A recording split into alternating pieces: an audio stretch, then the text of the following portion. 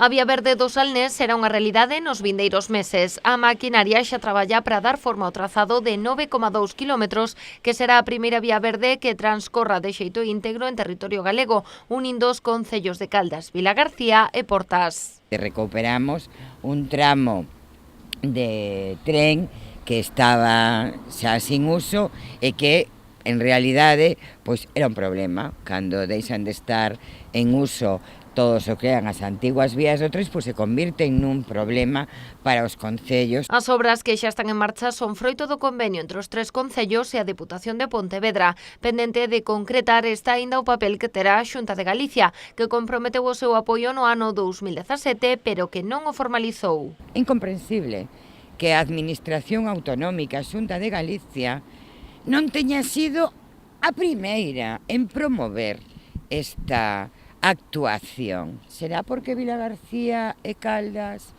non a goberna o Partido Popular? En que só motivos políticos teñen lastrado, en calquer caso, lesionando máis que a ninguén o seu propio concello, non sei nin como realmente o defende. Se a Xunta non formaliza o seu apoio á vía verde, non se poderá completar todo o percorrido previsto. O proxecto xa está feito pola Deputación de Pontevedra, só é preciso que o Goberno Autonómico achegue os 200.000 euros comprometidos. Polo de momento, os alcaldes foron citados o vindeiro luns a un novo encontro. Van 2 anos de que comenzou este culebrón, o culebrón da Xunta de Galicia coa vía do Salnés. Eu espero que o luns o que leven os alcaldes sexa xa o convenio para que os alcaldes o poidan levar, o poidan firmar, facer o procedimento e, polo tanto, que esta obra non remate nesa ponte de Portas. Con respecto á reunión do luns, moito me temo, presidenta, que vai a ser outra volta máis para marear a perdiz, e que o momento da asinatura do convenio chegará cando estemos pretiño das eleccións